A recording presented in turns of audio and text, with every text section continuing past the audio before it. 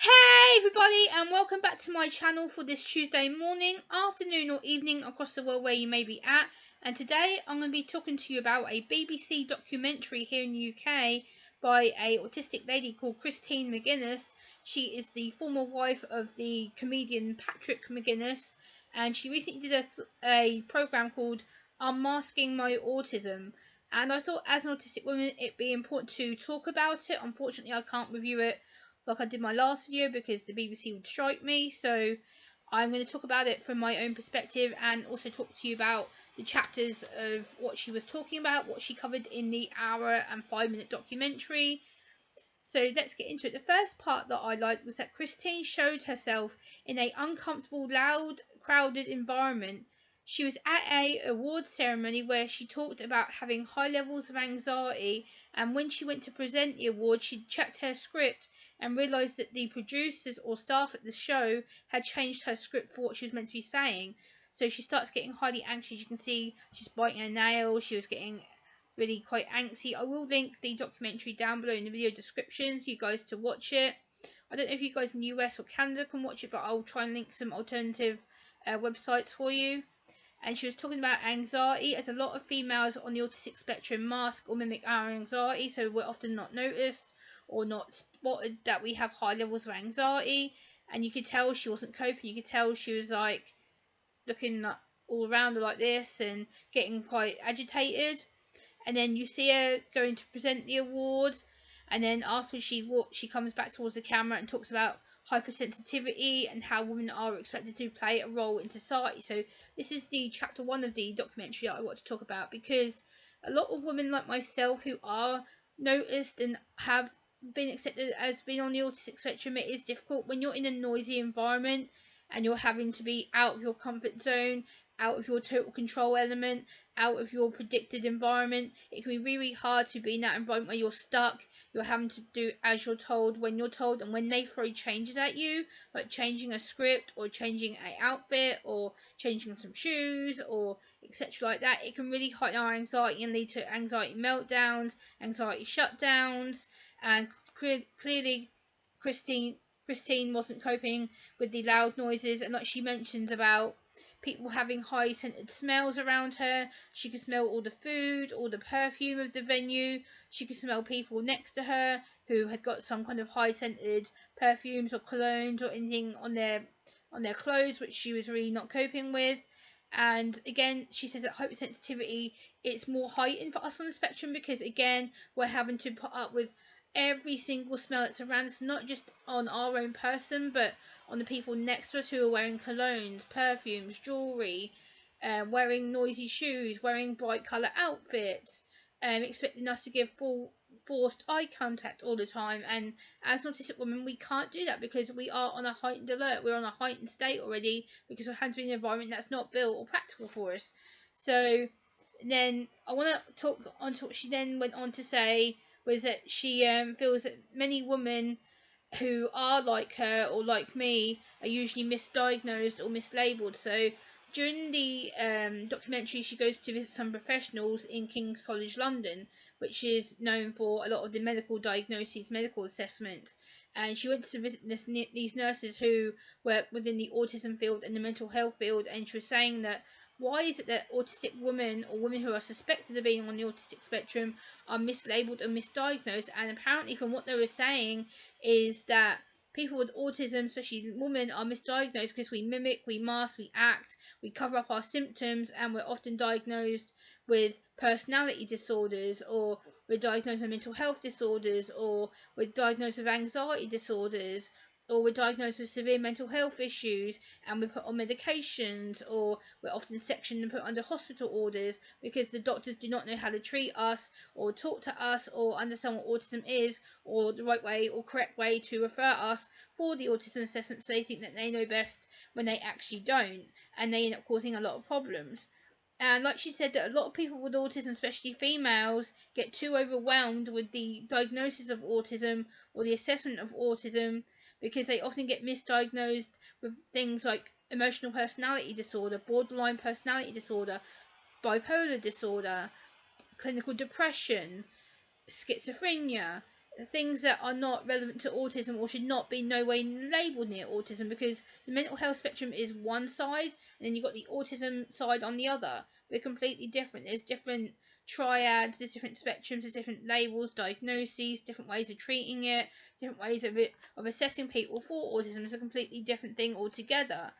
So then next that she was talking to about autism not being a mental health condition. This really is passionate of mine, because autism is not, and let me repeat, autism is not a mental health condition. Autism is a neurodevelopmental condition which is to do with how the brain is wired. And I'm sick to death of how people still in this documentary were saying autism is a mental health condition. No!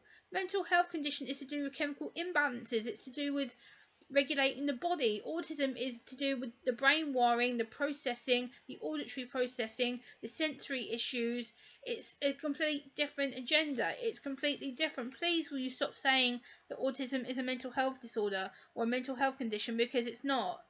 And then she also goes on to say about the medical professionals don't see why they should refer for autism assessments. Again, this really agitates me somewhat, because if you are an autistic woman or suspected of being an autistic woman and they are telling you that they're not going to refer you, legally they have to, because it triggers mental health episodes, it triggers anxiety, depression, self-harm, things that are potentially not good to happen to autistic women who are suspected of being autistic. For me, my doctor told me, the same doctor told me 3 or 4 times, oh, you're not autistic, Gemma, because you function too well. You're verbal, you're able to give limited eye contact. What?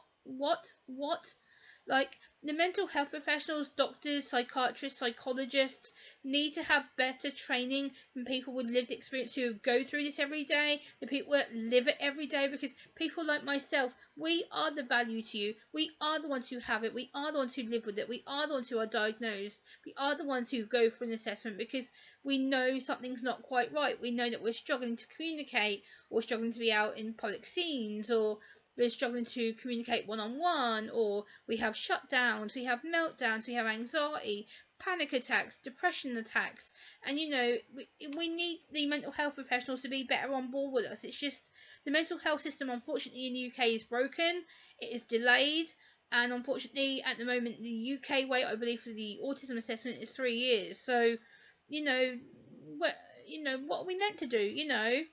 And then she goes on to talk about neurodivergence and autism within the frontline medical assessments.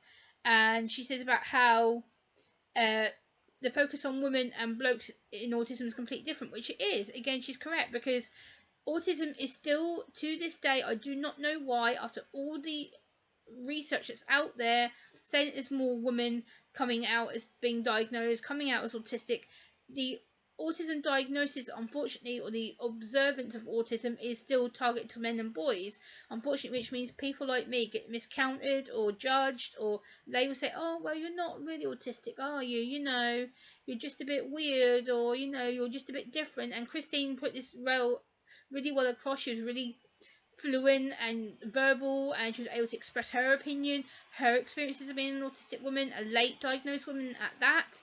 I think after dealing with her children having a diagnosis of autism, she's really done well to self-support herself, self-support her children, and really put the word of autism out there, because when you are an autistic woman, you don't get believed. It's like, oh, well, you're just different, maybe you've got depression, maybe you've got anxiety, maybe you're schizophrenic, or no.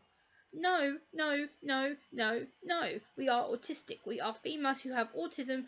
Because we act, we mask, we mimic, we cope, we're not believed. So again, I think she did put that point really well across to talk about it. Also, then she goes on to mention about people with lived experience and relationships. So again, this is something that I am really passionate about. When you meet people with autism, and the assumption always is, once you've met one person with autism, you know everything. No, you don't. Because every single person that she met in this documentary was different. They all had different levels of autism. They all had different ways of communicating. They all had their different life stories to tell. They were all all different nationalities and different backgrounds. Like, some were mums, some were children. Some were young females, somewhat older females. You know, she had quite a balance of the different probabilities of autism, the different ethnic minorities, different backgrounds and such. And I think that's great because it shows a more wider divergence of autism and people on the autistic spectrum. So I think we do need to be a bit more divergent when it comes to how we assess, how we communicate with autistic people. Then she goes on to say about the autism tests. So yeah, the autism tests are very confusing, and she's talking about the ADOS test, which stands for the Autism Diagnostic Observance Schedule, which I know is a long word. I'm not a medical professional, but you know, this is what they were talking about. I think with regards to the Autism Diagnostic Observance Schedule test, they need to make that more autism friendly, because to me, I'm like, what is that? What do they mean, the ADOS test? What? So I think if you are going for an autism test, or you identify as autistic, or you may think that you're autistic, please go to your GP, physician, wherever you may be in the world, and get some help, get some support, because the ADOS test is one of many tests. I also believe that when I got assessed, there was the ADOS, the disco test, and the EQ test, which the EQ test was about emotions. I will link some information about autism tests down below in the video description as well. I think we need more autism friendly testing, autism friendly information about the autism test, because it is a lot of heavy medicalized based information. I think if we do include autistic people within the diagnostic process and within the observance tests and the observation tests, I think it'll make it more inclusive for us to come into a medical facility, or into a community facility, or into a National Health Service facility, or a private institution. Depends on how you do the tests with the autistic person and their family. Also, I want to touch upon how we need better explanations on things. She mentioned about how we need better explanations on a lot of things when people are talking about situations. So again, I totally do agree with her, because you know, when you are autistic and you're having to go to these places and you're having to understand all these medical words, all this medical language, and you know, you're in a completely different environment that you're not used to, we need to be making it more autism friendly, autism specific. So when we do go for autism tests, it's not all these big overwhelming words, all these big overwhelming barriers and such. I think that's where Christine was trying to push for it, and I totally agree on why she was saying about it. Also, being a late diagnosed adult myself, I was diagnosed at the age of 25. I'm now nearly 35, so I can really sympathise with her being late diagnosed, because it does increase anxiety issues. It does include mental health issues. Also, I like the fact that she was mentioning about lack of changes, because people on the autistic spectrum don't like change. I'm very against change. I hate it. I hate it with a passion. When people say to me, "Oh, Gemma, oh, we were going to do this, Gemma, but now we're going to do this," and I'm like, why? Because if you say to me, we're going to do A, B, C, Gemma, and then you tell me, oh, A's changed, now we're going to do B and C, I'm going to be like, well, hold on a minute, you told me we're doing 1, 2, 3, and now you told me we're not. So again, change is very prevalent with autistic people. It's very important to keep our daily schedules together by not introducing change. So I can definitely think and relate to her on that issue. Also, she does say that the autism is still very biased on men and boys. Yes, it is, because of how boys and men actually come across on the diagnostic criteria.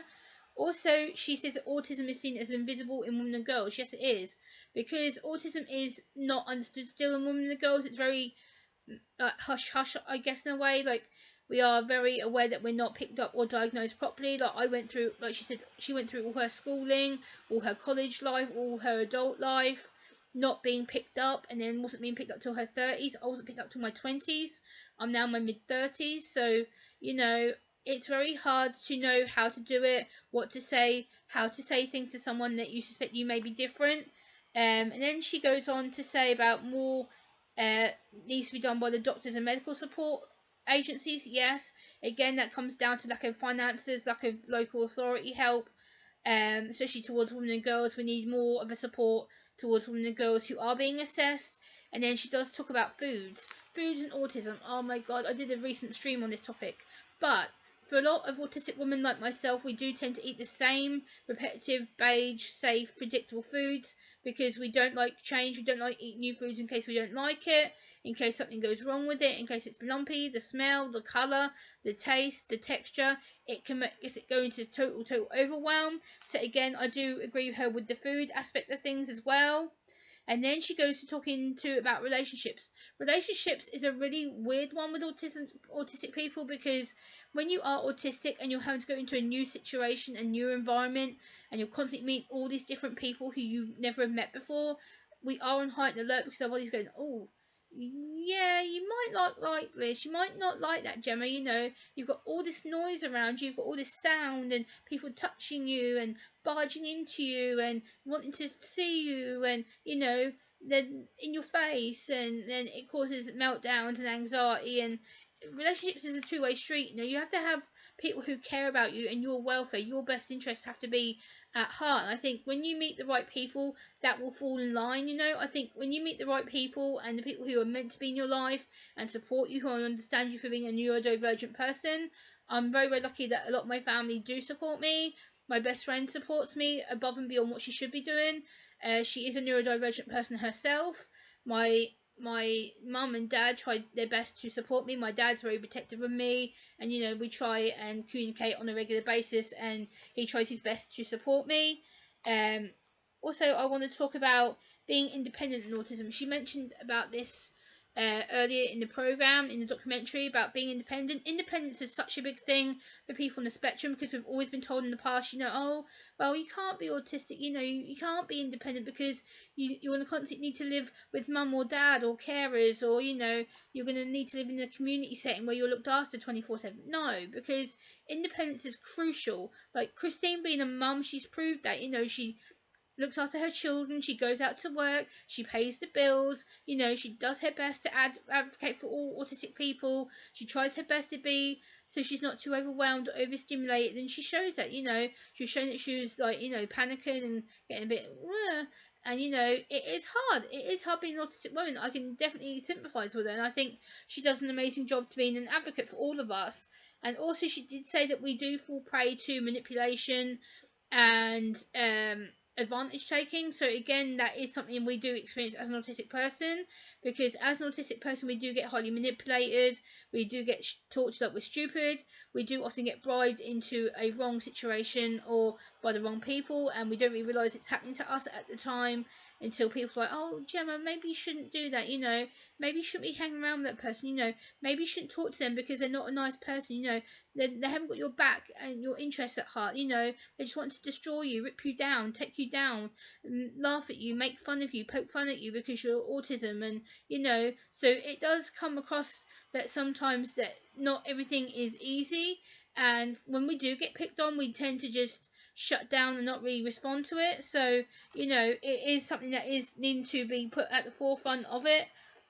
Also about being authentic and realizing when to walk away from a situation. Again, this is something that I have dealt with in my past. This is something I do continue to deal with on an everyday basis. When you are autistic and you may not see that people are being manipulative or liars, or they're trying to bribe you to do something, or kind of making you blackmail you. Oh, well, I did this for you, you know. I put myself on the line. If you don't do this for me, then this is going to happen. Or if you don't do this, then I'm not going to trust you. And it's like, well, hold on a minute. Why would you put me in that position? You know, why would you make me feel crappy about myself? You know, it's just something that, you know, shouldn't really be happening. And also, she did say about getting the right professional support. Yes, if you are in the UK and you are searching for an autism diagnosis or an autism assessment, or you just have questions on it, please, I beg you, go to your GP, physician, psychologist, psychiatrist, local mental health unit. Reach out for help, because there is someone out there who will be able to help you. I'm not a medic. I'm just an autistic woman who has had her life experiences since being diagnosed. And all I can say is keep being amazing, everybody. And I hope you've enjoyed hearing my thoughts on the documentary, and I will see you soon. Bye.